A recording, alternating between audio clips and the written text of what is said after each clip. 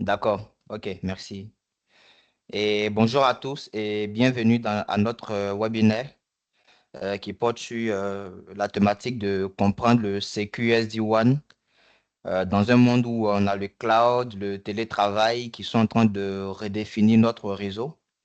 Les approches traditionnelles, communément la plupart le connaissent, le MPLS, sont en train de montrer leurs limites.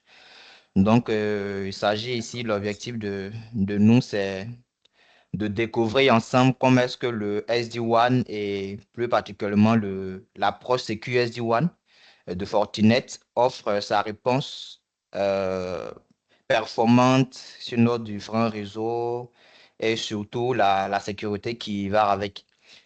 Donc, nous encourageons réellement les interactions qui ont quand même bien commencé dans le chat et c'est ce que nous voulons énormément. N'hésitez pas à poser vos différentes questions dans le chat dans l'outil questions-réponses tout au long de la présentation. Je suis avec mes collaborateurs, Yaya Kone et Dem Kome, où moi-même aussi, nous allons essayer de répondre en direct à vos différentes questions. Et si la question est vraiment très délicate, on va attendre à la fin du webinaire et à la fin de la session pour répondre à vos différentes questions.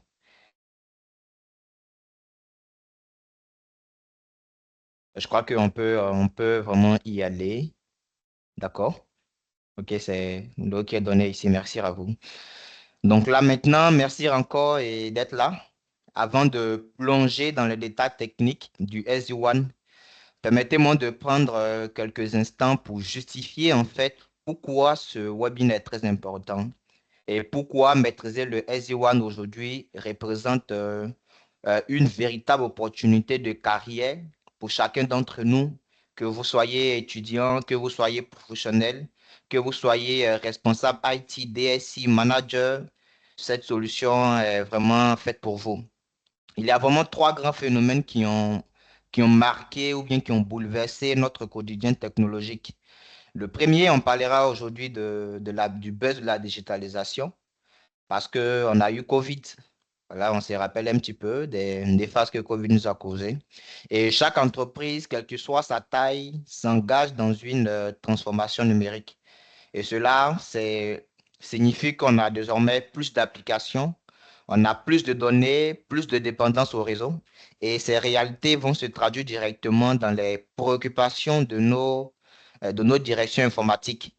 Donc, comme le montrent les chiffres ici, nous avons 69% des responsables IT et décideurs dans l'informatique, que la transformation des réseaux et puis la sécurité sont vraiment des top priorités. Et c'est là que le budget et les informations et les efforts sont beaucoup concentrés. Et aussi, deuxième événement qui a suscité cette technologie, c'est le travail hybride et les connexions sécurisées qui sont devenues aujourd'hui impératives. Et Gartner, qui chiffre aujourd'hui que 52% des décideurs, là, de ces décideurs ont le télétravail comme priorité et cherchent des solutions pour connecter leur équipe de manière performante et sécurisée partout où c'est leurs employés ou bien leurs collaborateurs se trouveront dans le monde. Et en parallèle, on assiste désormais à une explosion de périphériques. On voit qu'aujourd'hui, nous avons aujourd'hui les périphériques réseaux qui ne sont pas sécurisés avec le télétravail à distance, l'Internet of Things ou on appelle communément l'IoT. Le périmètre de sécurité de l'entreprise est encore devenu plus difficile à définir et à protéger. Et les risques aussi qui vont avec, c'est la plupart, on parle aujourd'hui de 67% des attaques ciblées de ransomware qui, euh, qui est vraiment un chiffre qui est alarmant, qui souligne que l'urgence de la sécurité d'une entreprise doit être robuste. Et en tout cela même, là, on a une diminution du temps de disponibilité parce que la plupart, pour ceux qui sont IT, qui ont déjà été victimes d'une attaque ransomware, ça diminue vraiment convenablement le temps de disponibilité, qui est quand même un pilier de la sécurité informatique dans la CID, et aussi un réseau lent, peu fiable ou compromis. C'est vraiment une entreprise à l'arrêt au complet. qui perdent de l'argent et qui perdent de la réputation. Donc, permettez que nous, c'est l'objectif principal même de cette webinaire, de ce webinaire-là. C'est précisément face à ces défis que le SD-WAN n'est pas une option. Ce n'est pas un choix, mais une nécessité. Il apporte des réponses concrètes à ces priorités-là en temps de performance, en temps de flexibilité de coût et surtout de la sécurité. Donc, comprendre aujourd'hui le SD-WAN, c'est aujourd'hui une compétence clé et un véritable levier pour les entreprises, pour ceux qui commencent en carrière et ceux qui sont en carrière et qui sont vraiment dans le cadre professionnel, qui ont besoin aussi d'optimiser leur infrastructure. Donc, permettez que euh, nous présentons cette webinaire autour de ces points suivants. Nous allons commencer par une analogie. Dans cette partie, on va essayer de rendre en fait cette technologie qui semble beaucoup complexe, immédiatement incompréhensible pour pas mal de personnes. Nous allons la rendre très compréhensible et concrète en reliant en fait à notre quotidien. Et ensuite, nous allons au cœur même du sujet, c'est quoi le SD-WAN? Et c'est dans cette partie que nous allons définir précisément la technologie, ses principes fondamentaux, et pour que chacun réparte en fait avec une vision claire de cette technologie. À la suite, nous aborderons la question cruciale, pourquoi adopter le SD-WAN en 2025? Donc, cette partie, nous allons détailler les bénéfices tangibles pour votre entreprise, pour votre carrière, que ce soit en termes de sécurité, en termes de réduction de coûts, en termes d'amélioration de performance ou en renforcement de sécurité. Nous allons ensuite faire un tour d'horizon concernant les meilleurs fournisseurs de solutions SD-WAN sur le marché. Il y en a tellement, il y a des millions, des milliards de fournisseurs de solutions. On n'en parlera pas de tous. On doit avoir une stratégie de vous dire comment est-ce que vous pouvez faire le choix de vos solutions concernant les tendances. Et aussi, nous finirons la présentation par le point de vue de Fortinet. Comment est-ce que Fortinet répond en fait à cette technologie-là? Donc, notre objectif ici, c'est que chacun d'entre nous réparte aujourd'hui non seulement avec une compréhension solide du SD-WAN, mais aussi avec des pistes concrètes pour évaluer et intégrer en fait en sein de votre infrastructure. Permettez-moi que je me présente. Je suis Assi John Tano et ma passion pour moi, c'est comme on le sent dans ce webinaire, c'est de partager mes connaissances, c'est de construire aussi des infrastructures numériques résilientes et sécurisées pour les entreprises. Et en tant qu'ingénieur sécurité et cloud, je me spécialise dans la stratégie et de la résilience, et la résilience de données. Mes domaines d'expertise couvrent la cyber-résilience, la cybersécurité, les clouds et la conformité, avec une connaissance approfondie des technologies que vous voyez affichées ici, notamment Fortinet, Microsoft Azure, Cisco, Vim et entre autres. Mon rôle ici, c'est d'aider les organisations à naviguer dans le paysage d'un côté et d'autre côté, c'est de partager les informations partager des technologies autour de la communauté, qu'elle soit estudiantine, qu'elle soit professionnelle. C'est là précisément que nous allons faire ensemble dans cette webinaire en explorant la technologie clé, le SD-WAN. OK. Donc, nous allons maintenant parler au niveau de l'analogie ici. Regardez, imaginez que vous partez. Bon, avant que on ne continue, je fais vraiment un tour dans le chat. Je me rassure que tout est bon là-bas. Est-ce que le son il est bon? On peut répondre dans le chat que tout est quand même correct. Oui, non, quelque chose comme ça. Pour que je me rassure que yes, yes, ok, le son est bon. Ok, super, merci, merci beaucoup. On va faire vraiment ce webinaire ensemble, hein, et c'est pas, c'est pas individuel, c'est pas à trois. Il faut que ça soit vraiment du temps réel. Donc, on était aussi au niveau de notre analogie. On va prendre un cas simple. Imaginez que vous partez en voyage avec une carte imprimée et à la veille, vous dites que moi, je dois aller à telle destination et vous allez construire votre itinéraire fixe à l'avance. De telle en sorte que Vous suivez à chaque point. Si vous déroutez, vous savez que vous avez dérouté. Mais là, il n'y a pas de problème. Mais quel est le problème qui se situe à ce niveau-là?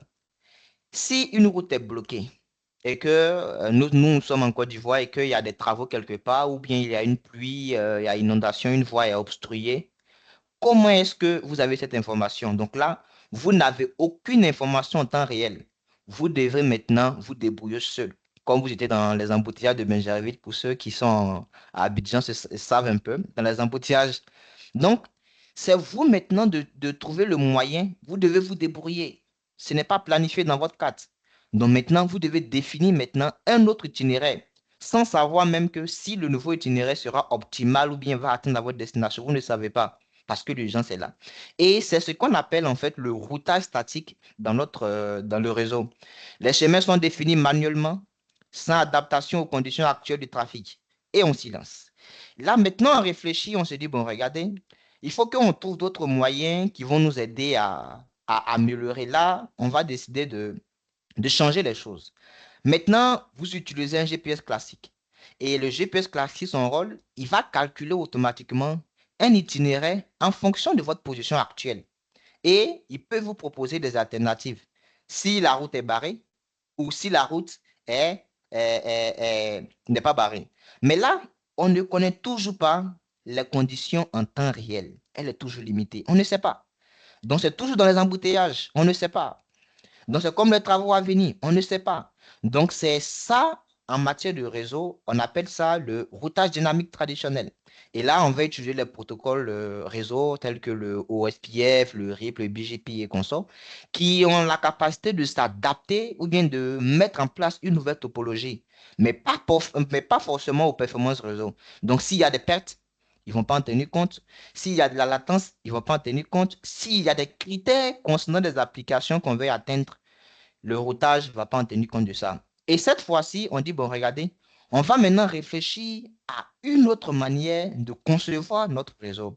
Et cette autre manière-là, c'est ce qu'on appelle maintenant le GPS plus de l'intelligence. C'est le routage dynamique, mais le routage dynamique qui répond dans notre jargon, le GPS plus l'intelligence. Et c'est exactement ce que fait le SD-WAN. Il va sélectionner automatiquement les meilleurs liens, que ce soit du MPLS, que ce soit de la 5G, que ce soit de l'ADSL, peu importe les liens, même les liens VPN que vous allez définir, sur la base de vos critères que vous allez définir, il va prendre en compte, il va prendre en compte toutes ces différentes conditions-là et va vous fournir un meilleur itinéraire. Vous voyez? Donc, c'est ce que nous allons regarder dans la suite. Donc, n'oublions pas aussi que dans la capacité de prendre aussi tout ce qui est comme application SaaS, que ce soit des applications de visioconférence, que ce soit les Teams que nous utilisons maintenant et autres. Vous pouvez prioriser le trafic en fonction de ce qui se passe dans votre activité. Voilà. Donc là, maintenant, tout sort en fait l'idée de SD-WAN. Et comprenez que il y a chacun définit le SD-WAN à sa manière. Mais nous allons utiliser, ça c'est la version traduite de l'anglais en français avec Google Traduction de Gartner. Gartner dit que, je cite, que le SD-WAN c'est le Software Defined WAN. Donc c'est le réseau défini par le logiciel. Et Gartner dit que les solutions SD-WAN remplacent les routeurs WAN traditionnels et sont indépendantes des technologies de transport. Wow. Et elles offrent une sélection dynamique basée sur des politiques de chemin d'accès, des applications sur plusieurs WAN et prennent en charge le, le, le chaînage de services ou des services complémentaires, supplémentaires, tels que l'optimisation du WAN et du pare-feu. Vous voyez que à lire cette définition, c'est vraiment pas facile de comprendre. Mais on va essayer de comprendre chaque pan de chaque définition. Déjà, c'est quoi Gartner? Gartner n'est rien d'autre qu'une entreprise américaine qui recherche et et de conseils spécialisés dans les technologies et le marketing. Gartner aide les entreprises à prendre les meilleures décisions éclairé en matière d'investissement technologique. Donc, si aujourd'hui vous voulez une solution, quelle est la meilleure solution de SD-WAN au monde, quoi que ce soit, consultez en fait le site de Gartner et puis vous allez avoir des recommandations. Si vous cherchez une solution de ERP, consultez les rapports de Gartner et vous allez avoir des solutions, des tops de l'IT. Maintenant qu'on sait ça, qu'est-ce que Gardner veut dire par les solutions SD-WAN remplacent les routeurs WAN? Cela signifie simplement que les équipements de SD-WAN prennent le relais des routeurs classiques dans les entreprises. Voilà, j'explique. Là où avant, on utilisait un routeur pour connecter chaque site, voyez, chaque site distant à notre infrastructure via peut-être le MPLS ou Internet ou bien d'autres solutions. Aujourd'hui, le SD-WAN intègre cette fonctionnalité, mais encore plus d'intelligence et plus de flexibilité.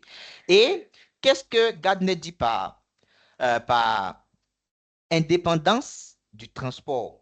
Et si on veut dire que peu importe le lien WAN que vous utilisez, que ce soit de l'MPLS, que ce soit de la fibre, de l'ADSL, la 5G, la VSAT ou l'Internet à haut débit, le SD-WAN peut l'utiliser. Et l'objectif ici de cette partie de la définition, c'est de dire que on ne veut plus dépendre d'un seul fournisseur ou d'une seule technologie. Et c'est ce qu'on appelle le concept du transport agnostique. Donc, le transport agnostique, c'est simplement dire que le SD-WAN peut s'adapter en fait à n'importe quel type de lien. Tant qu'il a l'IP, il marchera. Et qu'est-ce que Gartner veut dire par? Elle offre une sélection dynamique basée sur les politiques de chemin, accès des applications. C'est ici que le SD-WAN devient très intelligent. Pourquoi? Parce que ici, il va choisir automatiquement le meilleur chemin pour chaque liaison en fonction des critères que vous avez définis, tels que la latence, les pertes de paquets, la gigue et aussi les besoins métiers. Par exemple, vous voulez prioriser du Teams par rapport à Zoom, vous voulez prioriser du Zoom par rapport à WhatsApp pendant les heures de travail ou bien des applications SAP. En ce moment, le côté intelligent de SD-WAN va beaucoup vous aider. Et la dernière partie de la définition où on parle on dit que Gardner dit que le SD-WAN prend en charge le service de chaining. Ici, le service de chaining n'est rien d'autre que la capacité d'orchestrer plusieurs fonctions, comme si elles étaient des étapes successives dans le parcours. Par exemple, si on définit une règle et on écrit une politique de parfait, on dit, bon, l'application va passer par le firewall, ensuite, il sera soumis à une optimisation WAN, puis maintenant, il sera envoyé vers sa destination. Donc, du coup, le SD-WAN peut gérer en fait plusieurs workflows de services en ligne, même si les services sont déployés dans le cloud, dans les applications virtuelles, partout dans le monde. Il a cette capacité d'adaptation-là. Voilà. Donc, maintenant qu'on a vu plus ou moins défini un peu le SD-WAN, on va parler en fait de pourquoi adopter le SD-WAN maintenant en 2025. Donc ici, dans le monde moderne tel qu'on vient de dire, les sites distants, les succursales, les data centers sont et de plus en plus d'applications qu'on développe, qu'elles soient dans le SaaS, qu'elles soient dans le IaaS, selon le modèle que vous allez choisir. On veut que ces applications soient vraiment interconnectées de manière sur deux critères, la fiabilité, trois critères, la fiabilité, la performance et la sécurité. Pour cela, il y avait deux approches technologiques. Bon, il y avait une approche avant on en parlera tout à l'heure, il y avait une approche dans le temps. Et la seule approche qui existait, on avait le MPLS, qui était venu révolutionner le monde. On en parlera tout à l'heure. Mais là, maintenant, dans ce cas-ci, on va dire qu'il y a deux approches technologiques principales que vous pouvez utiliser en 2025. Soit le MPLS, qui est une solution qui est fournie par les opérateurs, ou soit le SD-WAN, qui est une solution émergente pour vous. Pour nous, c'est une solution émergente. Maintenant, on va parler de chaque solution. C'est quoi le MPLS? En une slide rapidement. Le MPLS, c'est l'ancêtre de l'interconnexion. Dans le passé, le MPLS était la seule option pour mettre en œuvre un réseau étendu, voilà, fiable et performant. Et c'était une technologie vraiment très rapide. Contrairement au routage IP traditionnel où chaque routeur doit analyser l'adresse IP, source de destination, construire une table de routage. Et à chaque fois aussi qu'on va envoyer le paquet d'un routeur à un autre, on va le décrémenter, etc. Donc, on a mis en place le MPLS pour pouvoir pallier en fait ces limitations-là. Donc, le MPLS, lui, il utilise en fait des étiquetages, des étiquettes qu'on appelle les labels. Les labels pour pouvoir gérer ces transports. Et maintenant, le MPLS utilise ce qu'on appelle en matière de service, les MPLS offrent la performance. Donc, il y a des circuits intégrés qui sont conçus pour finir une connectivité de haute performance dans le cas du MPLS, et ce qui fait un bon choix pour les applications sensibles aux latences. Ça, c'est dans le passé. Et en matière de fiabilité, comme ce que offre le MPLS, c'est qu'on a les circuits MPLS qui offrent une connectivité de réseau très fiable. Les applications critiques peuvent exiger ce niveau de fiabilité-là. Il n'y a pas de problème. Le MPLS est souvent utilisé pour créer des réseaux VPN, qu'on appelait communément le VPN MPLS. Et cela va signifier que vous avez la capacité que le trafic de votre entreprise soit logiquement séparé du trafic de d'autres entreprises. Et c'est la plupart, ce sont les FAI qui s'occupent de cette partie-là. Maintenant, quelles sont les limitations? Le coût. Une entreprise ne veut pas acheter une solution pour dépenser beaucoup. S'il y a des solutions parallèles qui offrent mieux et à des coûts réduits, on va y aller. Le MPLS est très cher, très cher. Donc, ce qui peut le rendre vraiment complètement impossible. Et le déploiement prend énormément du temps. On ne fera pas du MPLS comme du routage en une journée, on a fini. Non, ça prend aussi énormément du temps. L'autre point, ce sont l'expansion. Si aujourd'hui, vous avez un nouveau site. Si l'entreprise adopte un nouveau site, on est obligé d'en faire quoi? D'avoir de nouveaux circuits. Et les circuits ne sont rien d'autre que des liaisons physiques. On doit aller faire un abonnement avec un fournisseur d'accès. Et on ne va pas faire les publicités ici. On va avec un fournisseur d'accès à Internet. Et c'est le fournisseur d'accès à Internet maintenant qui va mettre à disposition cette liaison, ce circuit MPLS et MPLS là. Et vous maintenant, vous devez attendre pendant toutes ces années, ou bien pendant tous ces mois, que le FAI va mettre en place le MPLS pour vous. En matière de volatilité, le circuit MPLS sont des liaisons physiques, comme on me dit tout à l'heure, qui sont installés sur le site d'une organisation. Donc, si les besoins de bande passante d'une organisation dépassent la capacité de liaison existante, les circuits supplémentaires doivent être installés, ce qui signifie que le MPLS est très peu évolutif. Donc maintenant, pour pallier à ces limitations-là, qu'est-ce qu'on fait? On va répondre plus tard. Nous allons maintenant parler du SD-WAN. Qu'est-ce que le SD-WAN nous offre? Voilà. On catégorise du SD-WAN en tant qu'une solution émergente, comme la réponse moderne qui répond, qui est repensée à l'approche du WAN de manière intelligente et logicielle. Ce n'est pas une nouvelle fibre optique, mais c'est une nouvelle façon de gérer, d'optimiser le réseau au-dessus de n'importe quelle connexion physique. Parce que en son sein, il a la capacité d'agréger de manière intelligente tout type de liens disponibles. Et c'est la clé même de la gestion centralisée et logicielle, ce qui remplace en fait la configuration manuelle des routeurs par routeur. Qu'est-ce que le MPL et le SD-WAN nous offre? Déjà, il vient réduire convenablement le coût. Parce que quand vous mettez en place du Edge One, vous avez cette capacité-là de migrer facilement vers les internets commerciaux, qu'on connaît beaucoup, la fibre, facilement.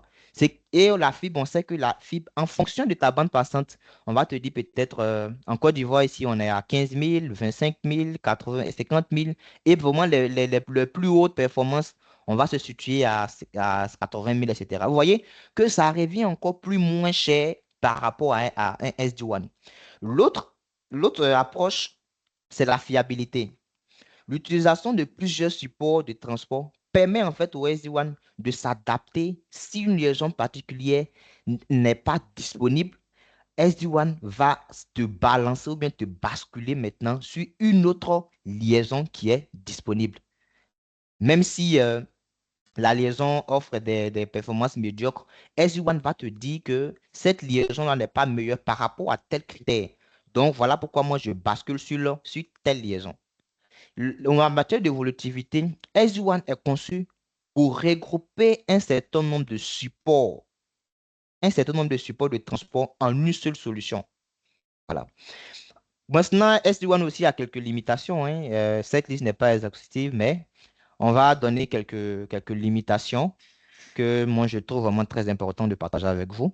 Déjà, la première limitation que je pense que on a l'agrégation et la complexité de migration initiale. Pourquoi cette partie? Parce que ici, le SD-WAN, le SD-WAN ici a la capacité de dire, regardez, si aujourd'hui j'utilise plusieurs liaisons, voyez, si aujourd'hui j'utilise plusieurs liaisons que je veux mettre en place mon SD-WAN, ou bien j'ai une phrase que je veux migrer vers SD-WAN, la mise en place de la solution SD-WAN sur un réseau existant peut nécessiter une planification très importante, minutieuse, et une migration progressive. On ne fait pas tout à la fois. On va un peu, un peu.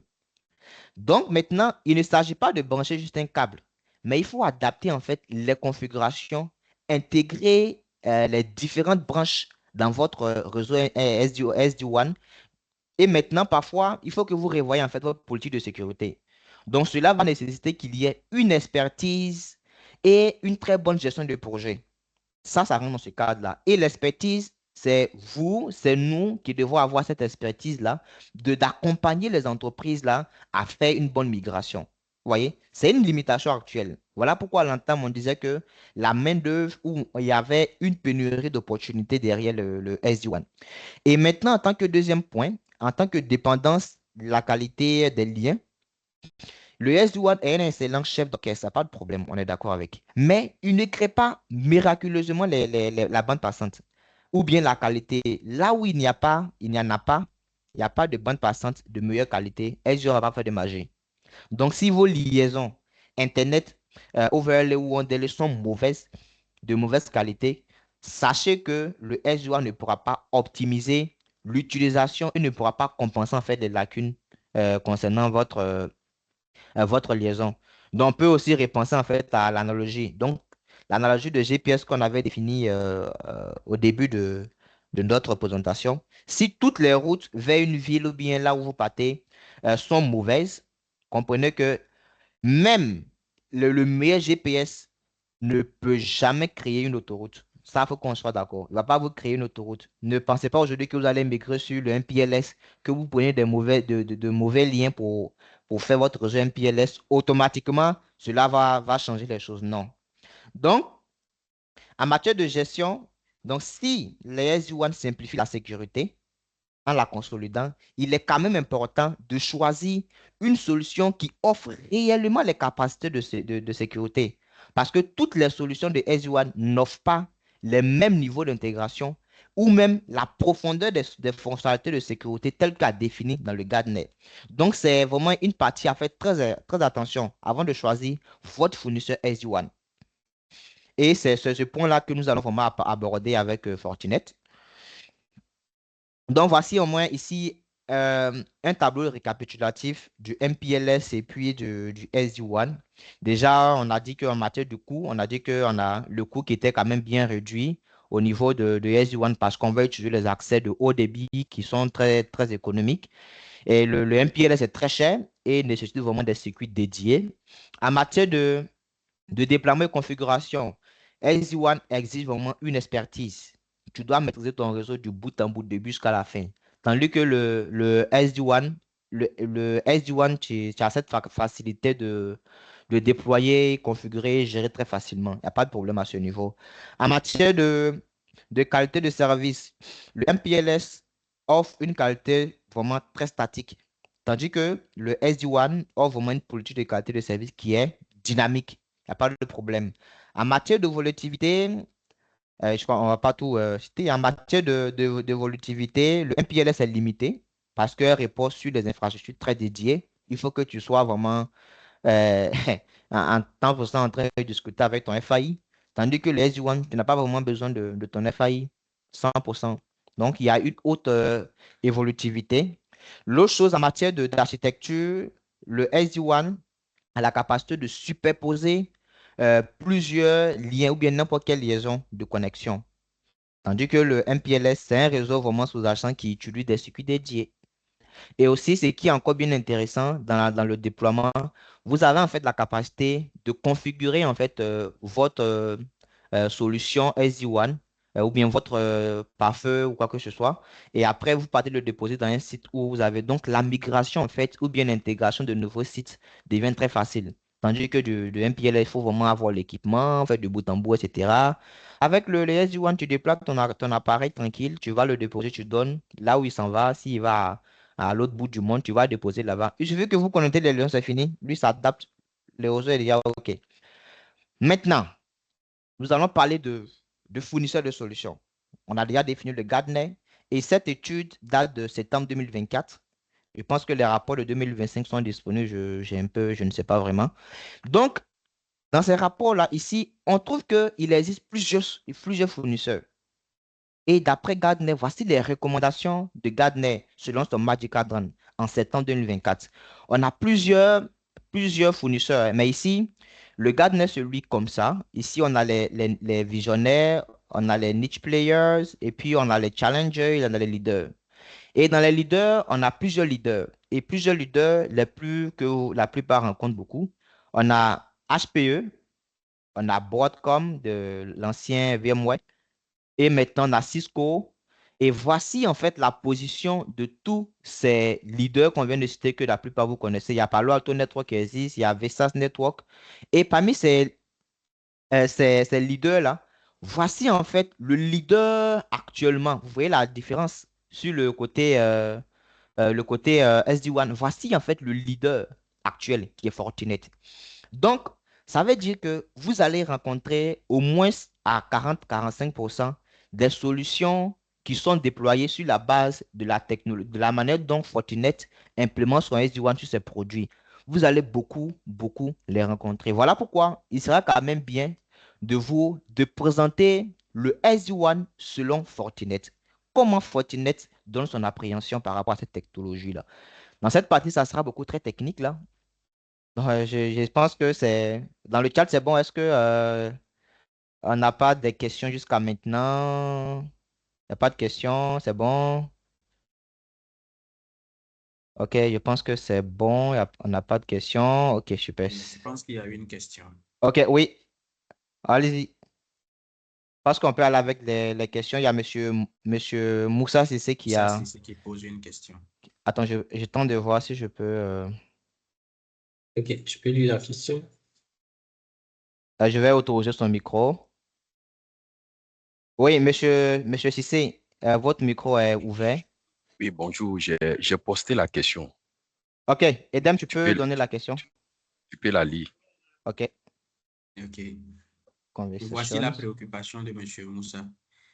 Est-ce que le SD-WAN et le MPLS sont deux entités comparables? Parce que pour le MPLS est un protocole de connexion WAN, alors que le SD-WAN, selon sa définition, est une solution intelligente de gestion de la charge, l'évaluation et le basculement automatique de liaison Internet. Ah oui, là, je pense qu'on peut les comparer dans le volet où on trouve beaucoup de personnes qui sont en train d'affirmer que le SD-WAN vient remplacer en fait le MPLS. Donc là, il est quand même de faire cette comparaison pour faire comprendre à ces personnes qui pensent de la même manière que le MPLS, il est un réseau qui existe. Mais le SD-WAN, il vient en fait utiliser tout ce qui est comme solution existante pour pouvoir les gérer. Voilà, on peut peut-être apporter cette comparaison pour ne pas que les gens se disent que j'abandonne mon MPLS parce que j'ai mon SD-WAN qui offre d'autres solutions d'interconnexion très sécurisées. Non. Il faut qu'on comprenne en fait cette différence-là à partir de cette comparaison. C'est dans ce sens qu'on fait la comparaison. Est-ce que c'est bon, monsieur Cissé? Je... Ah oui, ok, merci. Est-ce qu'il y a d'autres questions? Je pense que s'il n'y a pas d'autres questions, on va... Ok, je vous en prie. OK, s'il n'y a pas d'autres questions, on va continuer dans cette partie. Cette partie sera beaucoup très, très, très, très technique. Donc, je pense qu'il faut un peu de... Bon, on va quand même trouver. Donc, maintenant, dans le vocabulaire de Fortinet, il y a, comme ça soit aussi dans le SU1, là, on va faire la présentation du SU1. Il y Oui, a, il y a quelqu'un qui lève la main. bon, d'accord, je pense que ça sera la dernière Monsieur, Monsieur question. Junior. OK, on va prendre Monsieur Junior. Est-ce qu'on lui donne le micro pour finir ou on attend? Bon, Monsieur Junior, ce qu'on va faire, on va... Je ne vois pas votre écran. On va finir et puis quand on va arriver dans la session des questions, on va répondre toutes les questions là-bas pour qu'au moins on arrive jusqu'avant. OK. Donc, merci. Donc maintenant, ici, en matière de vocabulaire, il faut qu'on comprenne deux mots vraiment très importants. On a le underlay et le overlay. Le underlay ne sont rien d'autre que des liaisons physiques et les liaisons qui sont fournies par un fournisseur d'accès Internet. Ça peut être de la 4G, la 3G, la 5G, la fibre optique, quoi que ce soit, avec un routage restreint et sans sécurité supplémentaire. Et les overlays sont vraiment construits en fait des liaisons ou bien des liens virtuels sur sur une liaison physique ou bien sur un underlay. Donc, ça veut dire que ici, c'est dans cette partie-là qu'on va parler de technologies telles que le IPsec, les VPN, etc. Donc là, maintenant, en construisant en fait un overlay à partir d'un underlay ou bien sur un underlay, cela va améliorer en fait la sécurité que le underlay n'offre pas. Et chez Fortinet, voici en fait les différents supports qu'on peut avoir. On peut avoir dans un underlay, on peut avoir l'interface physique, on peut avoir des VLAN, on peut avoir des interfaces widget, on peut avoir de la 4G, 5G, on peut avoir du Force Extender, qui sera aussi une solution qu'on en parlera plus tard. Et aussi en matière de overlay, on peut avoir l'IPsec. Et ce n'est pas simplement le IPsec. On peut même inclure le Edge VPN. Je pense qu'on en parlera dans les architectures. On peut avoir du Gray, on peut avoir du IP, NIP. Ce sont ces technologies-là qui sont supportées déjà actuellement par les solutions de Fortinet. OK.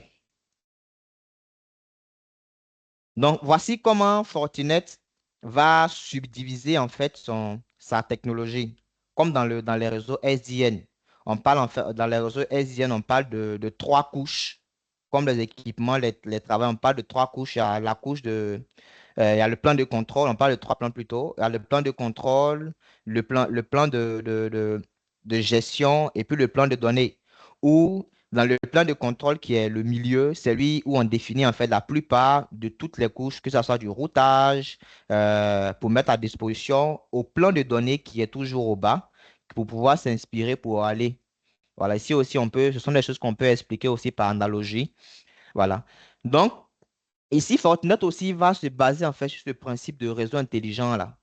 Donc, le SD-WAN peut être subdivisé selon Fortinet en trois couches aussi, de la même manière.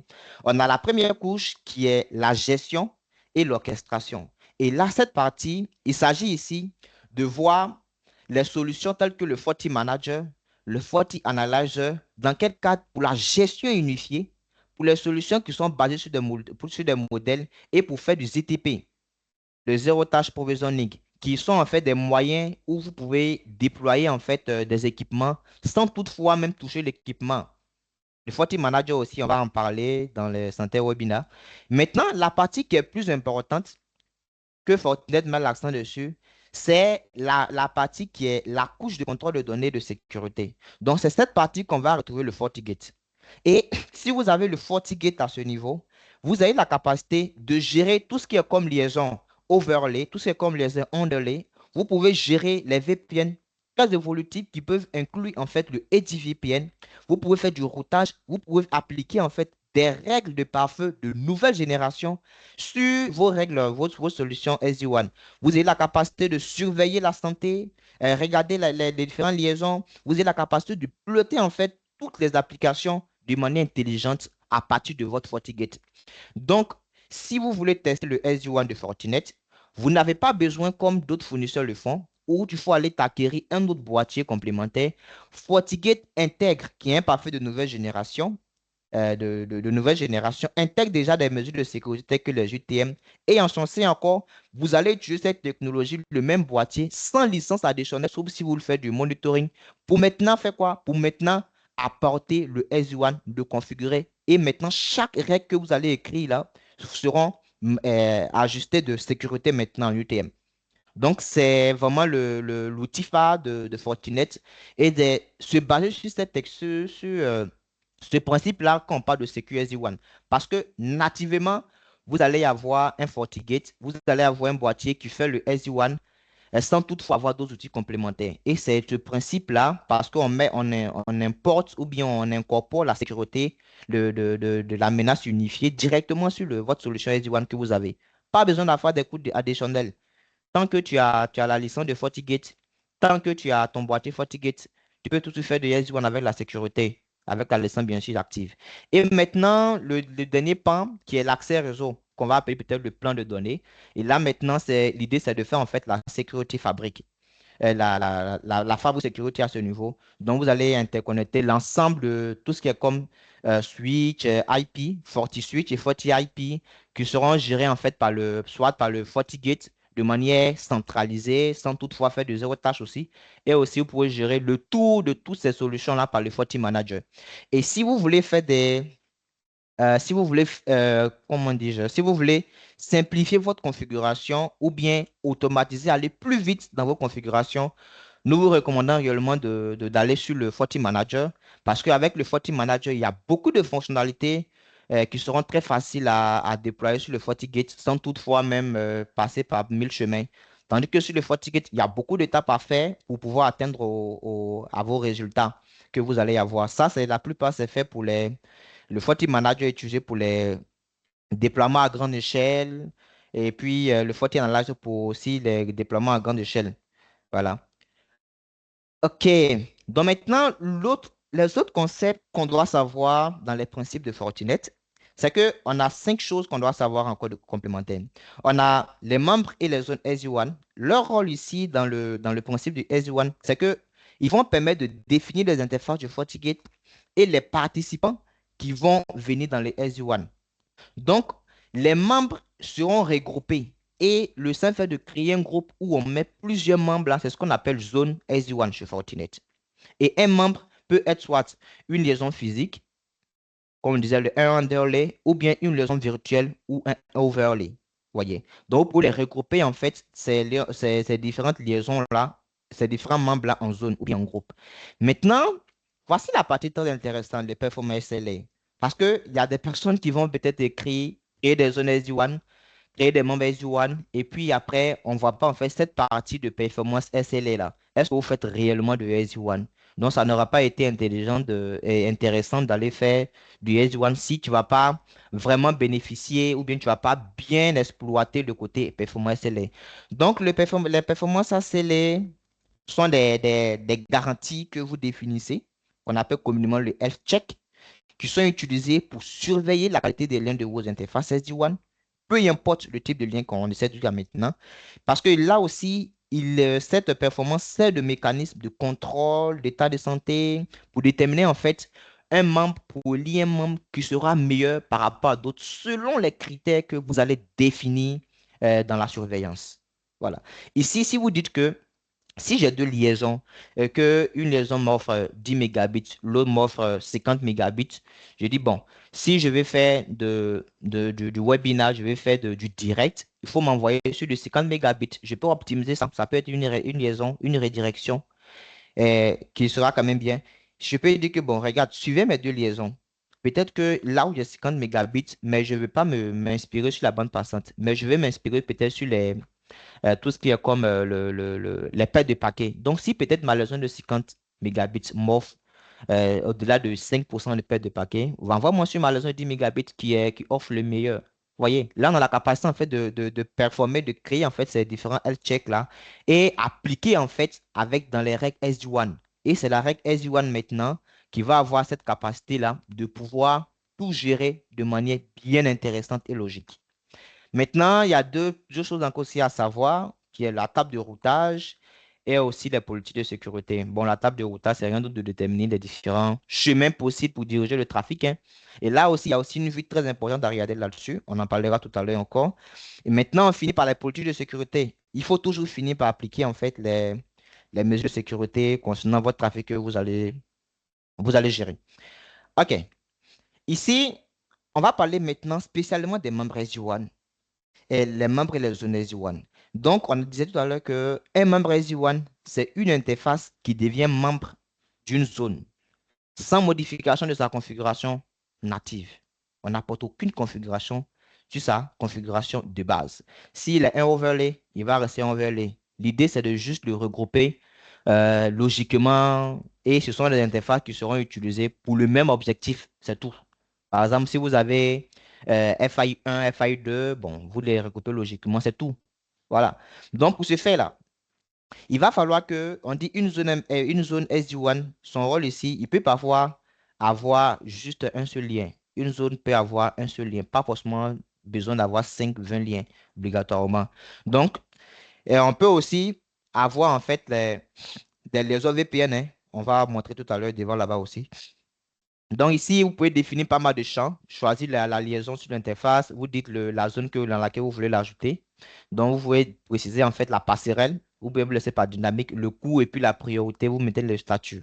Donc ça, c'est la manière de la configurer de manière plus simple. On verra ça aussi sur l'interface, un petit lab. Et aussi, en matière de performance SLA, on a les F-check. Les F-check ici, ce sont des sondes qui vont déterminer en fait le bilan de santé par un mode que vous allez choisir. Et on a trois types de modes. On a les actifs, on a les passifs et puis on a les préfets passifs. On va expliquer chaque mode. Et l'autre chose, on a aussi ce sont ces modes-là qu'on appelle les probe modes. Et ces probe modes-là c'est en fait ce sont des moyens, ou bien ce sont des algorithmes sur lesquels vous allez vous baser pour pouvoir faire vos tests. Et il y a des protocoles aussi que vous pouvez utiliser. Ça peut être des ping, du HTTP, et du DNS. Ça, c'est dans le champ de l'option graphique. On peut en avoir ces champs-là. Mais si vous voulez avoir des options plus spécifiques ou avancées, vous pouvez aller en CLI pour pouvoir faire la configuration. Donc, on ne s'éloigne pas toujours de CLI, hein. On a tous nos CLI qui est sur le côté. Et ici, on a le mode d'échange qui peut, les modes de sonde qui peuvent être définis sur de l'actif, sur du passif ou du préféré passif, qu'on a parlé tout à l'heure. Dans le mode actif, on dit que le FortiGate va adopter une approche proactive pour évaluer en fait la qualité d'un lien. En d'autres termes, il envoie régulièrement des tests de ping, selon ce que vous avez dans notre cas ici, ce sont des pings sur google.com. Et c'est des résultats qu'il va obtenir là. Il va dire que, bon, regardez, j'ai fait des pings sur Google. On va continuer. Maintenant, cette méthode-là de l'active, on voit qu'il va évaluer le chemin, il va mesurer précisément les performances jusqu'à ce que le serveur de destination soit atteint. Donc, s'il y a un problème, en ce moment, lui, s'il n'atteint pas, maintenant, ça va révéler d'autres choses. Et ce qui est encore bien, c'est que dans ce mode-là, il est très idéal pour le scénario de surveillance précise, continue et puis proactive, où des performances sont vraiment des services clés et essentiels. Certes, cette partie-là peut utiliser un peu de bande passante, peut utiliser un peu de trafic. Donc, voilà pourquoi l'important de savoir quel mode utiliser à quel moment. N'utilisez pas le mode actif parce que vous voulez de l'actif. N'utilisez pas du ping parce que vous voulez du ping. Faites très attention à ce que vous allez choisir dans le déploiement. Et maintenant, dans le mode passif, ici, dans ce mode-là, c'est vraiment le mode passif. Et dans ce mode passif-là, c'est la méthode de surveillance non instructive. C'est-à-dire là, au lieu en fait d'envoyer des sondes tout le temps, des pings continus qui ne vont jamais finir, le FortiGate va utiliser des informations des sessions existantes qui traverse en fait les stratégies de pare-feu pour mesurer. Donc, pourquoi ce genre de mode-là? Donc, dans ce genre de cas, cette approche ne va pas ajouter aucune charge supplémentaire contrairement au mode actif. Et aussi, pourquoi? Parce qu'il va mesurer les mesures qui sont effectuées, qui seront basées aussi sur le trafic utilisateur. Donc, tant qu'il n'y a pas de trafic utilisateur, lui, il ne va pas réagir. Il reste en actif. Et tu n'as pas besoin de spécifier un serveur à définir. contrairement au mode actif, il n'est pas nécessaire de configurer un serveur C pour les sondes. Donc, ce qui veut dire qu'en fait, dans cette partie, il y a une configuration de SLA et qui nécessite en fait un champ très important. Donc, lors de la configuration, vous devez regarder en fait qu'il y a ce champ-là que vous devez activer, le passive One Health Check Measurement dans la configuration de votre règle SD1. Et c'est ce paramètre-là qui est activé dans le pare-feu de politique qui va en fait autoriser, en fait, qui va permettre de passer en fait dans ce mode de check pour la session utilisateur. Donc, c'est sur le trafic ou bien sur la règle où vous voulez en fait faire de l'analyse ou bien du mode passif, là, c'est dans cette règle-là que vous allez activer en fait cette partie pour que vous voyez les résultats. Maintenant, le dernier mode, c'est le mode préfet passif. Lui, en fait, il fait la combinaison des avantages des actifs et les avantages des passifs. De quoi il s'agit ici? De quoi il s'agit ici? En fait, ici, lorsque le trafic circule sur un lien, le FortiGate va utiliser en fait les sessions, les différentes, les différents comportements du passif. Il va écouter, utiliser les sessions du mode passif et maintenant, il va garantir maintenant euh, votre session sans problème. Mais si il est là à un moment donné il a l'impression qu'il n'y a rien, il n'entend rien, il va se poser des questions de mais pourquoi je n'entends rien, il n'y a rien. En ce moment, il va devenir actif pour aller tester en fait des pings pour voir est-ce que la liaison sur laquelle moi je suis en train d'analyser, elle existe toujours. C'est dans ce moment-là, lui va jouer ce deuxième rôle. Donc, si, tant que le premier rôle de base est passif, et même si son côté passif là, il a l'impression que c'est bizarre, il va maintenant changer de comportement. Il va aller maintenant en actif. Et ce mode est vraiment très privilégié pour pas mal de cas. C'est le mot vraiment très privilégié. Donc, en fonction de votre situation, en fonction de votre cas, il est quand même très idéal et bien de choisir un mode qui va avec. Et là aussi, il supporte aussi d'autres protocoles hein, comme le actif. Maintenant, les objectifs SLA. En fait, les objectifs SLA, ce n'est rien d'autre que ce sont des ensembles de contraintes de règles que SD1 pour contrôler en fait le chemin emprunté par le trafic. Donc, il y a trois critères. On a le latency, on a le latency, le jitter, le packet lost. Donc là, vous pouvez définir en fait dans la création de votre performance SLA, vous avez la capacité de dire que, regarde, je suivais en fait la latence. Et la latence par défaut, c'est 5 millisecondes. Donc, vous dites que cette partie, je dis que, bon, regarde, la latence nécessaire pour prendre en fait une décision là, c'est 5 millisecondes. Donc, si j'atteins 5 millisecondes, en ce moment, je prends une décision. L'autre cas, la variation de la latence. Ici, maintenant, je dis que, bon, regarde, si ma variation varie jusqu'à ce que peut-être je suis à 5 secondes qui est par défaut, en ce moment, je prends une décision. Et l'autre, le dernier cas qu'on peut avoir dans le target SLA, c'est les packet loss. Donc là, je dis que, bon, si j'atteins, par exemple, 100% des paquets ou bien 10% des paquets, en ce moment, je prends une décision. Maintenant, quelles sont les décisions que vous pouvez prendre? La seule et meilleure décision que vous pouvez prendre, comprenez que le SD1 se base sur le principe de routage. On peut faire de l'ECMP là-dessus. Mais là, vous pouvez la capacité de regarder, en fait, soit vous désactivez la table de routage, ou soit vous laissez la table de routage telle qu'elle est. Mais nous sommes au courant que la liaison est mauvaise. Faire attention aussi à la désactivation de la table de routage. Très important. Maintenant, il y a aussi les leg status qui vient s'appliquer en fait à la création des performances SLA. Donc là maintenant, on a trois mots, trois points qu'on doit regarder. Le premier, on a le check interval. Le check interval qui est aussi mesuré en millisecondes, c'est la fréquence à laquelle le FortiGate va évaluer une interface. Et ça aussi, c'est exprimé en la valeur par défaut, c'est 500 millisecondes. Donc, vous avez la capacité d'aller entre le minimum que vous pouvez avoir, je crois, c'est 20 secondes et le maximum, c'est 3600 secondes, soit une heure. Donc, 500 millisecondes représente environ 0,5 secondes. 0,500 millisecondes fait 0,5 secondes. Voilà. Donc là, si le protocole de HTTP est activé, tel que ce qu'on a défini un peu plus haut, donc cet intervalle-là sera automatiquement va avoir un petit changement. Il va passer de 500 millisecondes à 1200, soit 2 minutes. Parce que c'est en fonction en fait, du protocole que vous utilisez qu'il va vous dire le type ou bien l'intervalle par défaut qui va choisir. Parce que là où c'est quand même important, si vous mettez sur du ping, que vous partez peut-être à 2000, à 1200 en 2 minutes, bon, imaginez-vous combien de checks d'intervalle qu'on peut avoir, très très compliqué. Donc, tandis que les applications web aussi qui nécessitent beaucoup de bandes passantes, donc on peut avoir rapidement des résultats par rapport à une application. Donc, du coup, il faut augmenter aussi le temps. Maintenant, le deuxième, c'est le failures before inactive. Donc ici, c'est le nombre de vérifications d'états d'échecs consécutifs qu'on peut avoir pour qu'une interface soit déclarée inactive. Donc, si vous faites si le parfait fait des checks pendant peut-être ici par défaut c'est de 5 secondes et pendant 5 secondes, il s'en rend compte qu'il a eu 5 échecs ou bien il a eu 5 secondes d'échecs consécutifs. En ce moment, on va prendre une décision concernant ce que vous allez définir un peu plus bas ici. Maintenant, le restore link after. Donc, cette partie, c'est le nombre de succès possibles qu'on va utiliser pour dire que la liaison est à nouveau active après son échec. Donc, c'est quand même important à ne pas utiliser les valeurs parce qu'on veut les utiliser ou bien à ne pas les utiliser par défaut. Il faut adapter chaque cas à sa situation.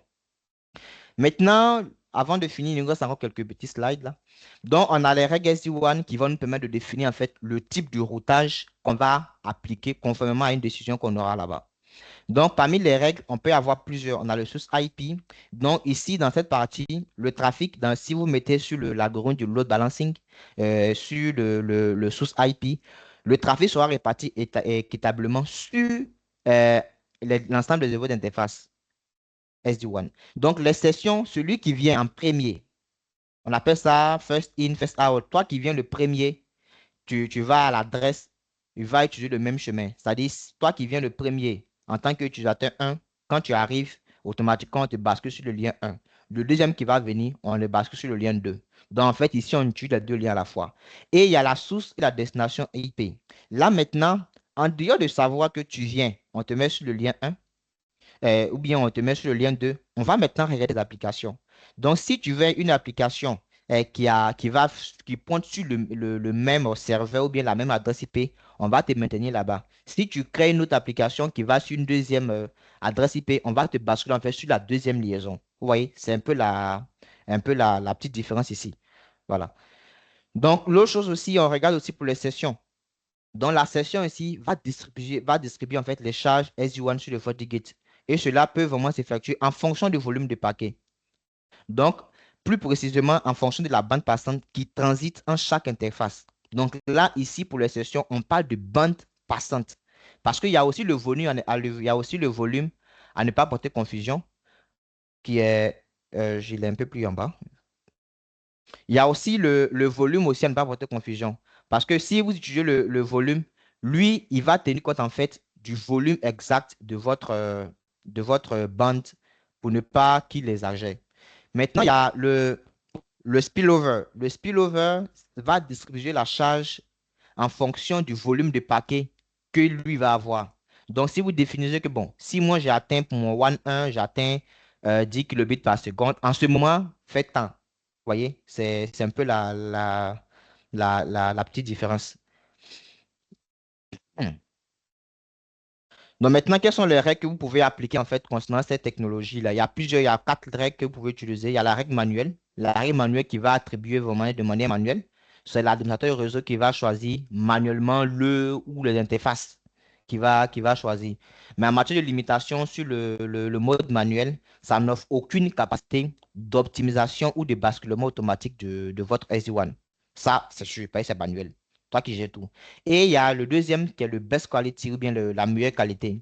La meilleure qualité ici, le principe, c'est que le FortiGate va utiliser en fait les mesures des liens, la latence, la paire de paquets, etc., qui sont obtenues via les règles précédentes qu'on a définies dans le performance SLA. Et maintenant, il va maintenant sélectionner l'interface qui a la meilleure performance mesurée en temps réel concernant d'autres. Là, ça peut être très idéal pour ceux qui font de la VoIP, et les applications qui utilisent des applications sensibles à la latence pour toujours avoir vraiment la meilleure liaison pour pouvoir, pour pouvoir tester, pour pouvoir basculer notre truc. Donc ici, il peut aussi permettre d'optimiser en fait l'expérience utilisateur pour les applications critiques. Voilà. L'autre chose aussi, on a... Oh, oh. L'autre, troisième cas, on a le coût le plus bas. Dans le coût le plus bas ici, sur laquelle le principe, le FortiGate va sélectionner en fait en premier lieu les interfaces qui répondent aux objectifs de qualité de service en premier lieu. C'est dans le coût le plus bas. Mais là, maintenant, dans le cas général, il faut que vous définissiez des coûts sur vos interfaces. Au cas où il y a une égalité ou de plusieurs liens qui répondent en fait au même SLA, ça veut dire que vous devez définir des coûts. Et c'est le coût le plus bas là qui sera choisi comme meilleur chemin. Voici la petite différence. Et maintenant, on a la bande passante. Maximiser la bande passante de SLA. Donc là maintenant, dans cette partie-là, le principe est simple. On peut équilibrer en fait le trafic là en load balancing. Il n'y a pas de problème. Entre les interfaces qui répondent aux objectifs des performances que nous avons définis. Et là, vous pouvez en fait utiliser pour pouvoir maximiser une utilisation globale de la bande passante qui est disponible tout en maintenant en fait votre niveau de qualité que vous avez défini pour vos applications. Voilà. Maintenant, on va parler de quelques use cases rapidement. Euh, Use case, on peut avoir en fait, c'est le premier use case, c'est ce qui est beaucoup plus répandu, hein. Je n'ai pas besoin de d'autres solutions complémentaires. Je prends juste mon boîtier et puis bon, je vais essayer de gérer en fait mes accès au site concernant mes deux liaisons. Donc ça, c'est le niveau de plus bas. Voilà, le niveau de base que le SD-WAN on peut déployer sur vraiment sur l'appareil. Donc la plupart, c'est utilisé pour le load balancing des fournisseurs d'accès Internet. Et maintenant, le deuxième use case, c'est dans les architectures de hub and spoke. Voilà, avec un seul hub. Donc, si vous avez un seul hub, vous pouvez monter des tunnels IPsec qui seront peut-être ici, en haut, ici, on a notre hub, ici, on a notre site 1 et puis notre site 2, etc. Et quand vous montez des tunnels, vous avez la capacité, soit les raisons peuvent être du MPLS, que ça peut être de l'Internet, etc. Et ce qui est encore plus avantageux, vous pouvez aussi monter en fait de l'EDVPN. Au lieu de tout le temps passer par le hub pour redescendre là, on a la capacité de créer en fait le DVPN, Auto Discovery VPN, pour pouvoir faire communiquer automatiquement les deux sites-là sans forcément passer par le hub. Si le hub est inactif, ben, nous, on va continuer à se parler. Là, c'est la plupart, c'est dans les champs avancés de la configuration SD-WAN. On va utiliser le protocole BGP pour pouvoir faire cette configuration-là, tout en restant dans notre réseau local. Maintenant, on a la capacité aussi d'avoir deux hubs. Ça, c'est la plupart pour les MSSP qui utilisent ça beaucoup. On a la capacité d'avoir deux hubs pour pouvoir assurer la haute disponibilité, la redondance aussi des hubs. Et aussi, on peut appliquer toutes sortes de technologies qu'on peut avoir. Et là aussi, il faut savoir que selon les besoins de l'architecte de l'entreprise, vous pouvez ou bien vous devez concevoir des topologies en combinant plusieurs cas d'utilisation. Il y a plusieurs cas d'utilisation qui existent quand même bien dans la formation complète du SD-WAN. Et vous avez ce champ-là de voir pas mal de use cases. Là, c'est dans les cas les plus courants de mon architecture. Maintenant, voici en fait l'ordre de configuration pour le SD-WAN sur un boîtier FortiGate. Déjà, il faut installer ton boîtier, il faut faire des configurations de base avec les bonnes pratiques aussi. Il faut mettre les temps à jour, le nom d'ordre, les adresses, etc. Maintenant, il faut configurer au niveau de la connectivité, les interfaces, le routage et puis tout ce qui est comme liaison IPsec overlay. Et ensuite, il faut que vous créez vos membres, les zones. Vous déconfigurez les F-check pour les performances SLA et vous finissez, bien avant de finir, vous allez définir les différentes règles pour pouvoir gérer en fait les différentes les F-check et puis les zones. Maintenant, vous finissez par votre politique de sécurité. Voilà, je pense que c'est déjà pas mal jusqu'à maintenant. Est-ce qu'on va peut-être aller aux différentes questions parce qu'on n'a plus beaucoup de temps? OK.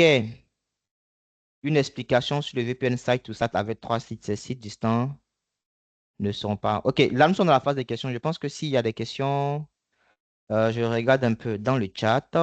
Il y a- J'ai répondu à beaucoup de questions déjà dans le chat.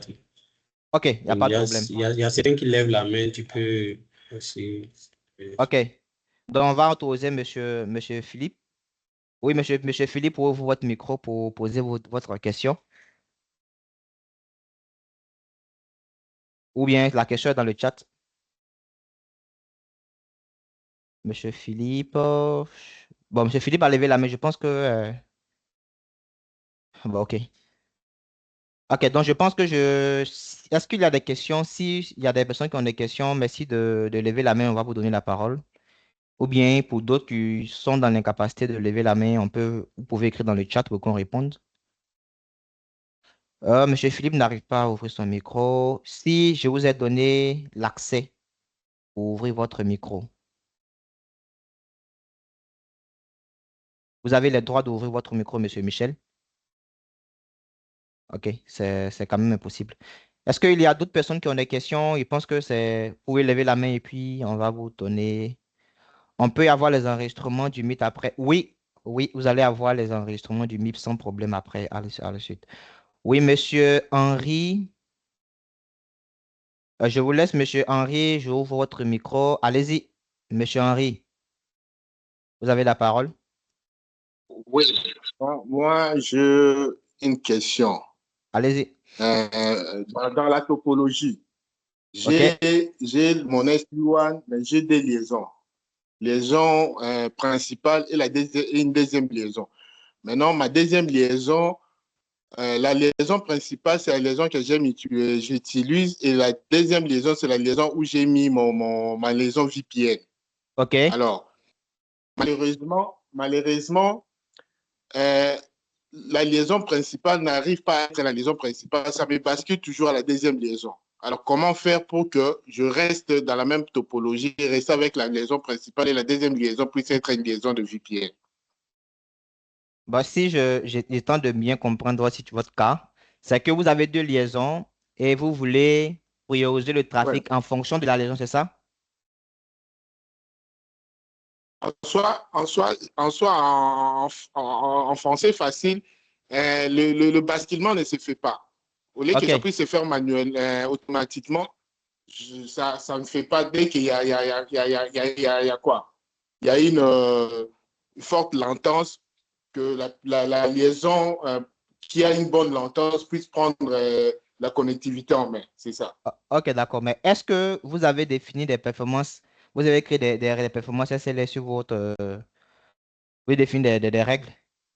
Parce que si vous laissez la règle implicite par défaut là, il va choisir l'algorithme qui est le source IP par défaut. Il lui-même va choisir l'interface qui va avec. Vous comprenez? Il va falloir en fait Ok, faire une configuration oui, je poussée. comprends. Si vous laissez par défaut, c'est lui qui va prendre la Oui. décision. Je OK. pense qu'après la formation, je peux vous contacter en privé, voir un peu ma configuration et en discuter, si ça ne dérange pas. OK, il n'y a pas de problème. Peut-être parce qu'on a aussi une petite... on va montrer un peu comment ça fonctionne ici de manière rapide là. Oui, il n'y a pas de problème. Il n'y a pas, vraiment pas de problème. On va laisser quelque chose pour que chacun puisse nous contacter. Ça n'a pas de problème, ça ne dérange pas. Ok, alors, Monsieur Junior, Monsieur Faiz a ouvert son... Monsieur Faiz, je vous votre micro. Oui, Monsieur Faiz, vous avez la parole. Sauf si la question n'a pas encore répondu dans le chat. Monsieur Faiz Junior, vous avez la parole. Ok, je pense que Monsieur Faiz n'arrive pas à ouvrir son micro. Bon, pour l'heure, je tente... Voilà, Oui, c'est bon. allez-y. Oui, allez-y, c'est bon. Donc, la question, c'était sur le SD1. Vu Allez-y. que, d'abord, l'explication, c'est que j'ai pu comprendre, c'est que le SD1, il se base sur le MPLS pour travailler. Donc, Bon, j'aimerais savoir, oui. allez-y, allez-y. Donc, j'ai dit le SD1, lui, il se base un peu sur le MPLS pour travailler. Donc, si le MPLS, qu'on appelle son nom là, nous ne pouvons pas, vu que le MPLS il est coûteux, si nous n'avons pas le MPLS, est-ce qu'on peut travailler uniquement avec le SD1 et puis avoir une connectivité totale dans notre réseau? Bon, d'accord, ok. Monsieur Junior, je vais John, encore. s'il te plaît. Ok, allez-y. John, je pense que il y a quelqu'un qui avait posé cette question-là dans le chat et j'avais répondu à la question. En fait, j'ai dit comme ça que SD1 ne se base pas automatiquement sur le MPLS, mais il utilise le MPLS parmi les autres schémas aussi. Il l'utilise comme un schéma existant C'est-à-dire, il utilise comme tout autre chemin, quoi. Si le MPLS existe et que les liens Internet traditionnels aussi existent et qu'il y a des liens VPN aussi qui existent, c'est-à-dire que euh, la façon dont pardon, SD-WAN voit les liens Internet traditionnels et les liens VPN, c'est de la même manière que SD-WAN voit également les liens MPLS. Donc, SD-WAN fera, en fonction de la configuration, fera le choix entre les liens existants. Donc, ce sont des liens comme, qui est vu comme les autres liens par la SD-WAN. C'est ce que j'ai dit. OK. Donc, monsieur Faiz, en tout cas, merci. Je vais encore retracer. Sachez que le SD-WAN n'est pas lié à MPLS. Il y a monsieur Cissé qui avait posé une question. Est-ce qu'on peut faire une comparaison? Parce que souvent, ça porte confusion. Quand on parle de SD-WAN, on ne fait pas forcément allusion à MPLS. Non.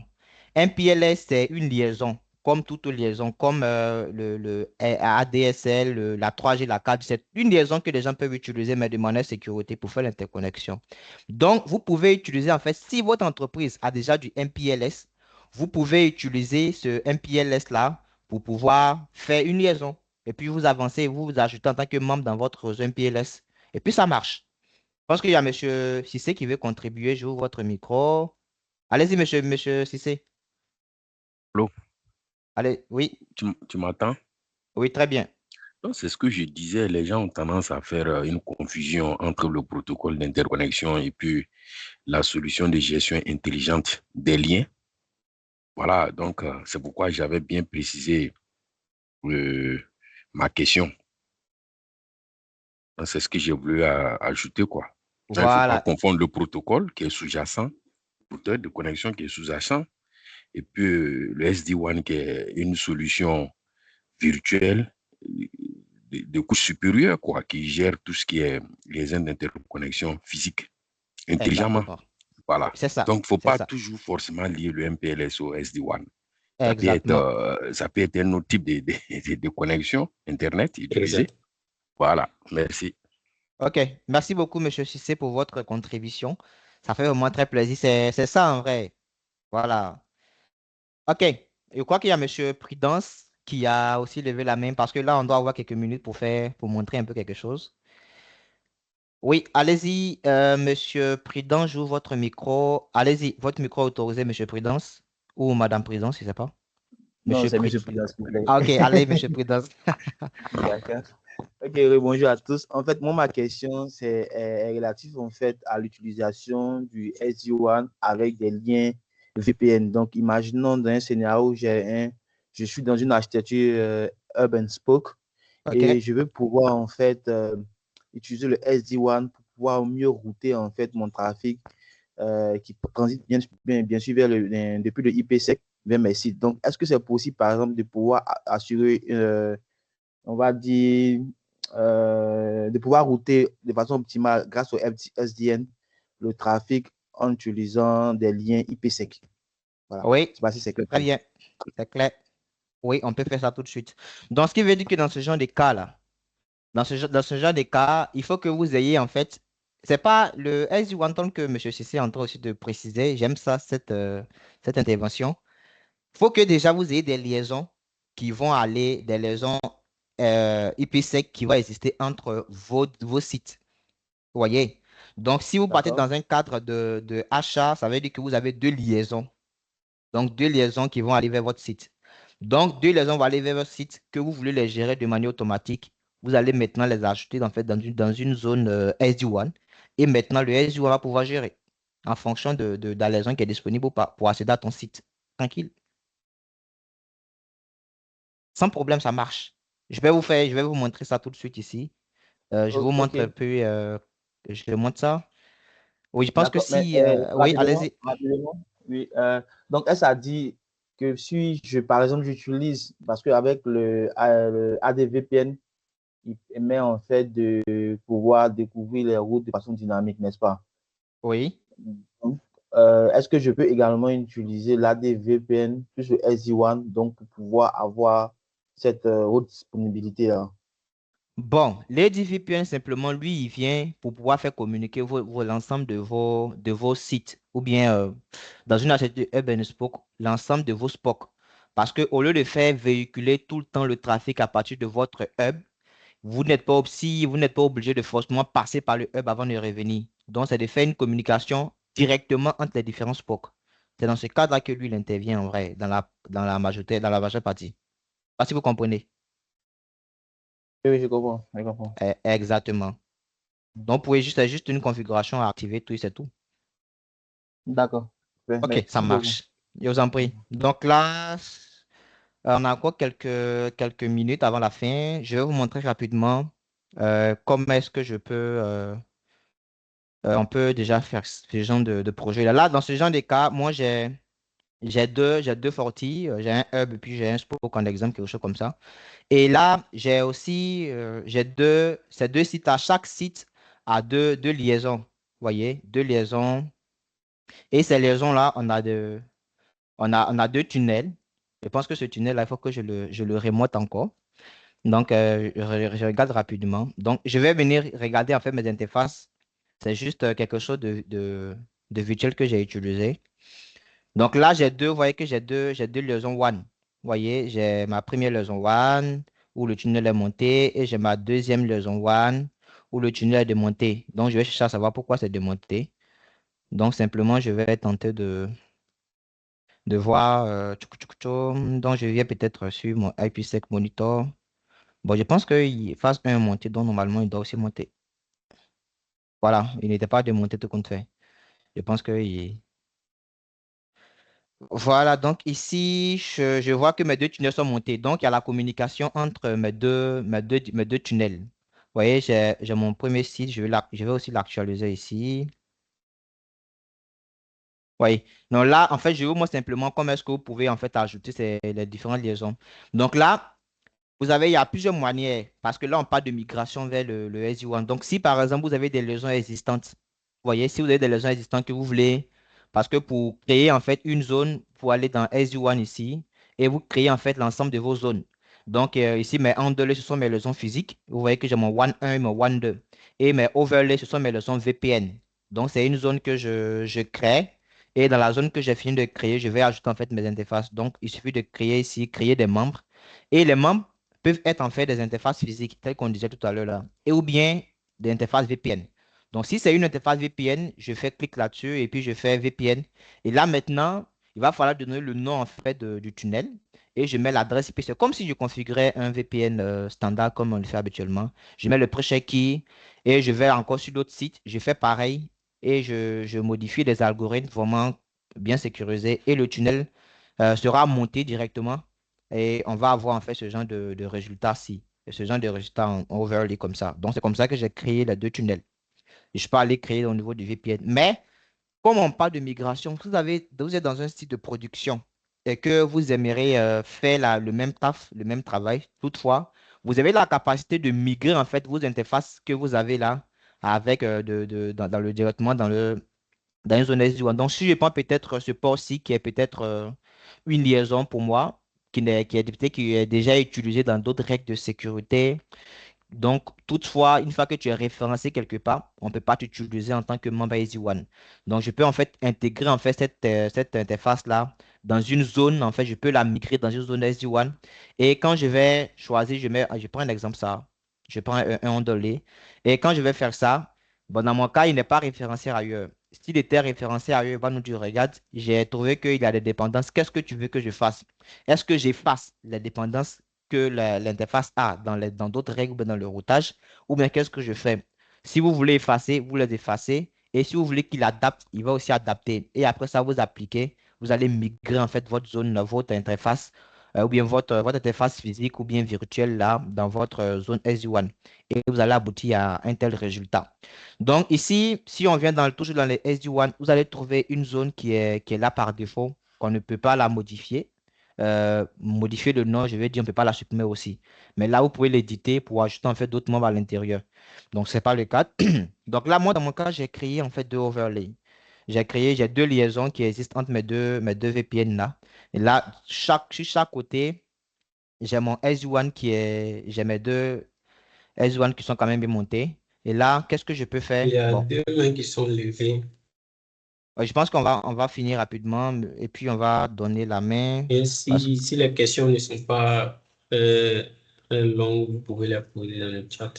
ok, dans le cas contre, on patiente un peu qu'on finit rapidement, présenter, puis bon, ça sera correct. Et que là, dans mon cas, je vais essayer de faire quelque chose de simple, là.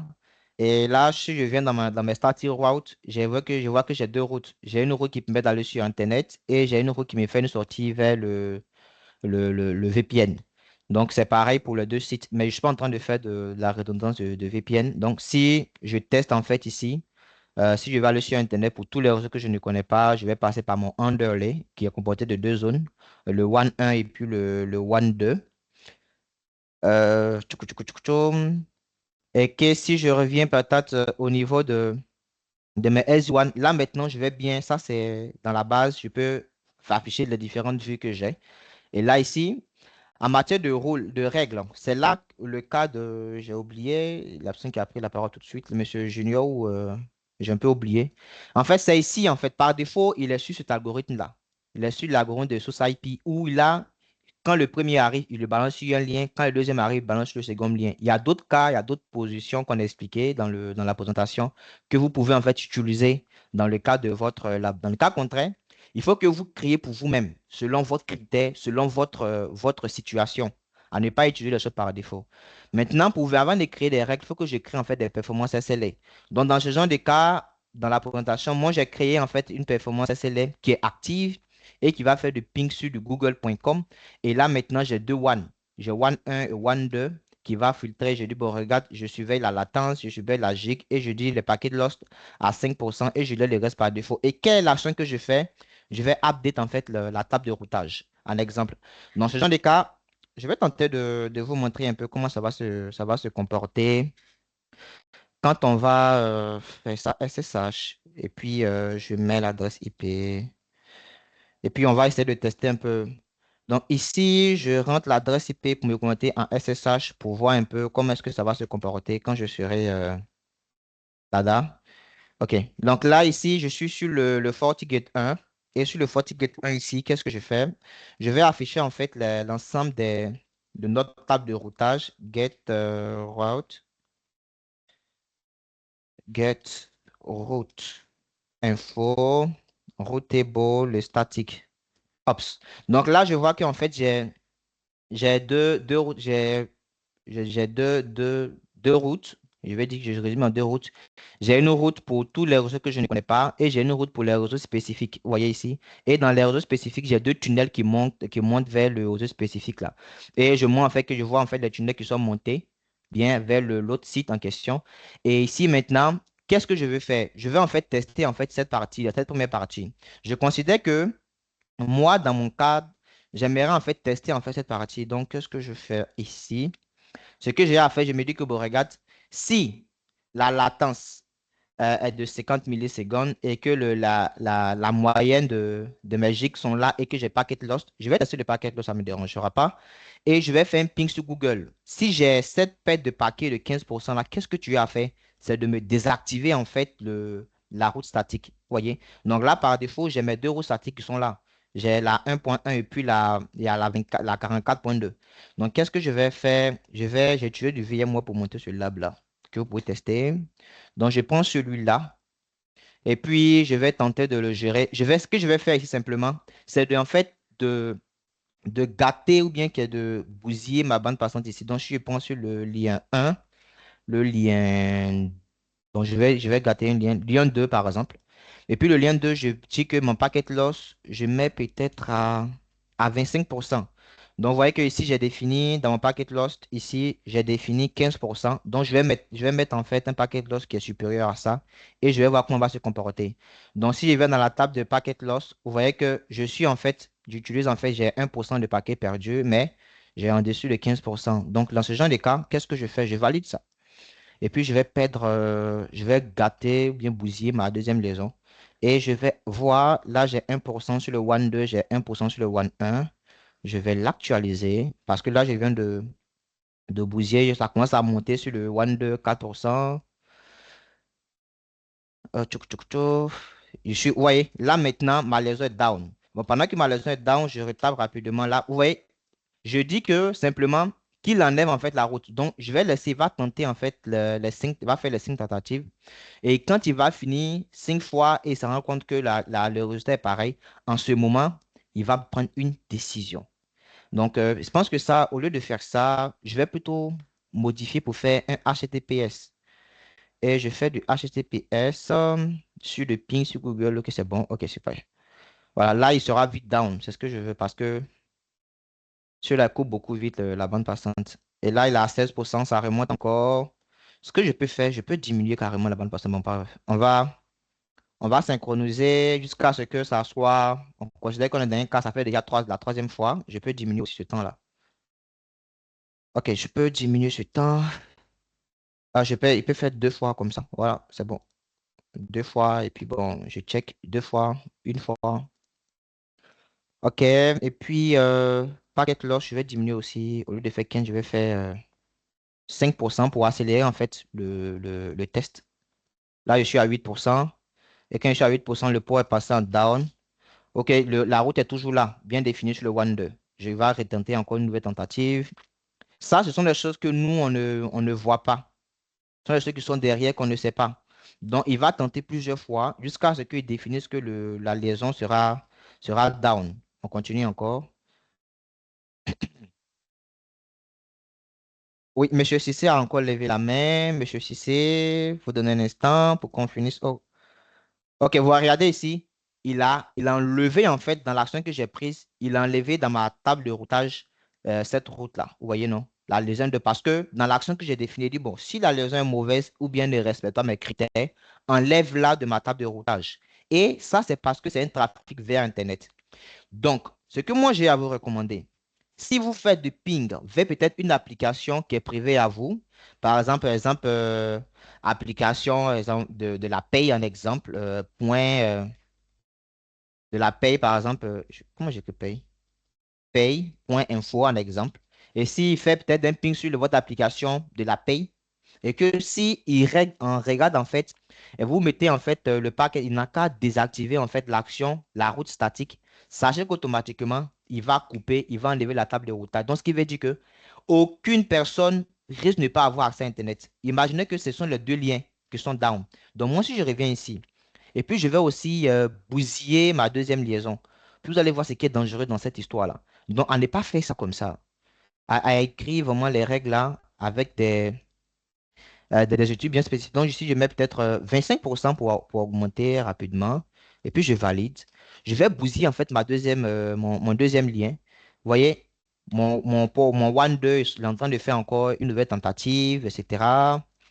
OK, là, il est en train de refaire encore les nouvelles tentatives parce qu'il ne va pas s'arrêter parce que je suis en actif. Vous voyez, là, si je regarde assez rapidement, est-ce que. Oui, il est revenu avec mes deux liaisons. Ouais, il m'a aussi déconnecté. C'est quand même normal. Donc, il va continuer de faire les tentatives jusqu'à ce que, une fois que les deux liaisons sont down, il va te dire que les deux liaisons sont down et vous, de votre côté, vous n'avez plus accès à Internet et c'est tout le réseau qui est tombé pour juste une petite application que vous voulez surveiller. Donc, c'est très, très important de bien définir ce que vous avez défini ici. Et maintenant, pour finir, il nous reste encore 5 minutes pour finir rapidement. Vous pouvez créer en fait des règles. Donc, vous pouvez créer des règles SLA. Je mets quelque chose, on finit la date. Pour créer des règles SLA ici, je mets par exemple règle qui est best practice ou bien best quality. Je définis que pour la source, je prends mon réseau source ou bien je peux aller prendre peut-être mon réseau source pour dire que c'est la 192. Si c'est la 192.0 quelque chose venant de ce réseau, ça peut être un slash 32, une IP bien définie. On peut définir un groupe, un utilisateur bien défini. Et maintenant, qui veut accéder par exemple à une application qui est ici, on considère que c'est mon application qui est là quel est le port en TCP, UDP ou bien ENI en exemple, et je choisis le mode de l'interface. Moi, je vais prendre en meilleure qualité. Quelle est la zone de préférence? Ou bien je peux prendre l'interface de préférence. Donc, je prends les deux interfaces, sont l'interface de préférence, selon les qualités que je donne. Et maintenant, je mesure quoi? Je prends quel est mon ping server que j'ai défini là-bas et quel est l'état critique. Très important. Moi, je vais prendre la latence. Donc, une fois que j'ai la latence qui est perdue, qui est dans mon S là, qui n'est pas respectée, Il faut faire appliquer ma règle. Et je fais ça.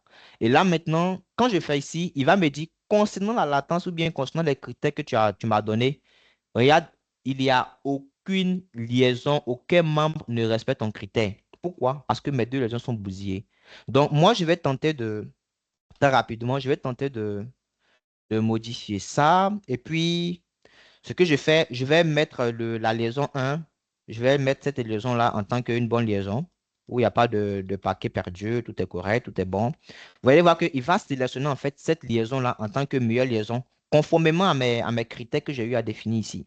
Donc, j'actualise ça pour que la liaison monte. OK, je pense qu'il va réactualiser pour que la liaison monte. On n'aura pas de paquet lost. Là, j'ai encore des paquets qui sont perdus, ça descend. 14, ça descend. 12, ça descend. On va laisser à ce que ça descende complètement. 10, ça descend. 10 encore, ça descend. On va laisser à ce que ça descende complètement. Et si je viens ici, je viens par exemple dans mes règles SE1, lorsque il va atteindre la cible, à ce qu'il respecte le critère, vous voyez, pour l'heure, il me dit que c'est le 1 qui respecte en fait les critères parce que lui, il y a moins de paquets. Donc, pour faire communiquer entre les deux de ma machine vers le serveur en question, on va passer par la zone D. Voilà, donc c'est un peu les différents use cases qu'on peut avoir très rapidement. Et puis, il y a d'autres champs encore qu'on peut avoir rapidement ici. Il y a d'autres choses qu'on peut faire. Il y a le EdgeVPN. Je pense que ça fera partie de d'autres séances. Fast Track, on fera des Fast Track aussi avec vous si vous êtes disponible. Il faut qu'on reste en contact et puis on va faire cette démonstration-là sur des FortiManager Manager aussi, qui sera aussi quand même bien. Donc, c'est un peu ce qu'on peut peut-être regarder sur le Forti. Le SD1 rapidement. Donc, s'il y a des questions, on va apprendre rapidement. OK, il pense qu'il y avait des questions. Est-ce qu'il y avait des questions?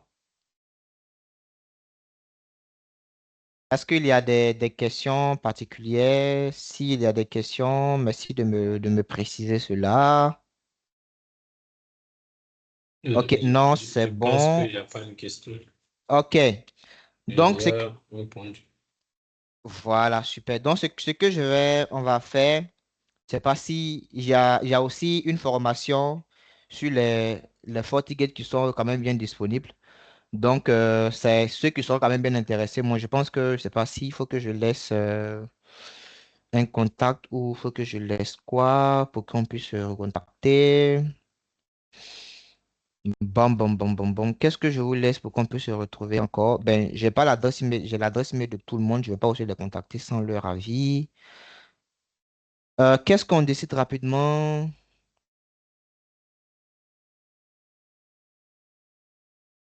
Moi, je pense que on arrête déjà. Je pense que le reste, ça sera un peu de divers. Donc, mais je ne vais pas rendre l'enregistrement très long. Donc, ce que j'ai à dire, vraiment, c'est quand même merci à tous avant de parler du point que vous pouvez contactez-moi par email. OK pour moi. OK, pas de problème. Je pourrais pas savoir tout le monde je vais voir comment contacter tout le monde par email. Donc, ce que je vais faire, bon, je peux vous laisser, bon, ça dérange pas, je peux laisser mon mon contact personnel, ça dérangera pas, ça dérange pas. Ok, et puis vous pouvez peut-être m'écrire sur WhatsApp. Et puis je laisse aussi mon mail personnel parce qu'il y a aussi des séances de formation qui sont gratuites. Et puis aussi, il y a des séances qui sont orientées sur le FortiGate. Il y a aussi des séances sur le Enterprise Firewall. Il y a les séances sur le FortiManager Manager. Et il y a les séances sur le SD1. Pour ceux qui sont vraiment accros pour les certifications, qui aiment bien la certification, qui veulent quand même bien évoluer avec les technologies de Fortinet, Fortimail, toutes les solutions de Fortinet sont vraiment très ouverts. On a vraiment une équipe qui est mise en place. Oui, je suis certifié, j'ai pas mentionné ça. Je suis quand même certifié avec beaucoup de produits Fortinet. Ok, je laisse mon adresse mail. Ok, je laisse ça tout de suite. Bon, je coupe l'enregistrement, on a fini, et puis je laisse le reste.